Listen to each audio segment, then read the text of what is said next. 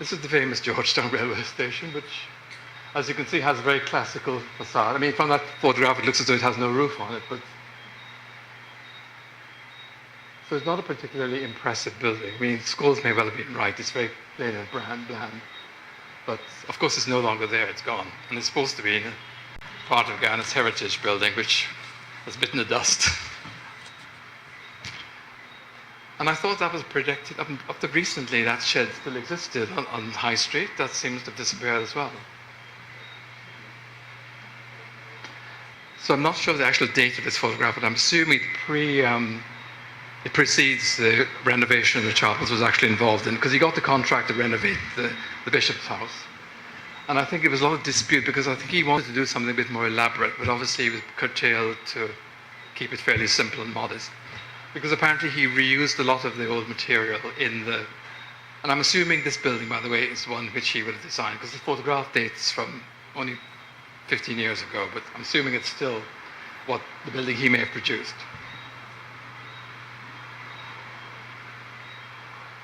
And that's the new building as it looks now, which is a fine job, really. It just goes to show you how buildings can actually be revived. And that's the interesting thing about the Guyana buildings. They use colour in the buildings, where they particularly use the green and white to bring them alive. Whereas in Suriname, they're very sort of white, black and white, which makes the Guyanese stuff much more exciting. I mean, it has certain Sharples features. It's a very plain box, but I mean, obviously you can see that the staircase has a bit of ironwork on it and a bit of fretwork.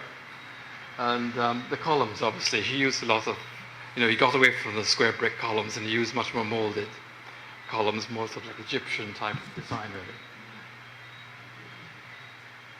Okay. I put this photograph up here because this house is a Sharples house in Golden Grove. Because the Sharples had connections in Golden Grove as well, really. And it just happened that my uncle, who was the district commissioner, it became a government house and actually lived in that house. And I remember that we visited there. And the whole garden was in shells. And they're little Sharples telltales. I think the posts you can see are very much like his. But it was definitely built, not sure whether it was built by James Sharples or whether by J.B. Sharples. But it was definitely a Sharples, one of his buildings.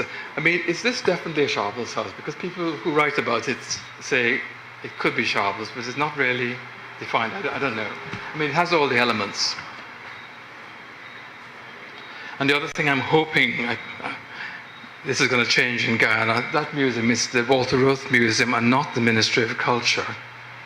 I hope anybody listening, and I say this political point anyway, I think politics gets into culture in this country. Politics, Ministry of Culture, the Ministry of Education dominates culture. Everything is ruled by them. And the people who run the cultural institutions are thumb-pressed by the ministries, and this is something you have to fight against.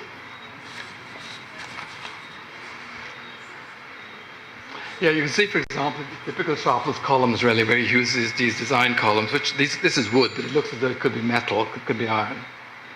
But the actual building itself is fairly plain, but the gallery itself and the fenestration is very mixed and very, very open. W.D. Hudson, he bought the house in 1940.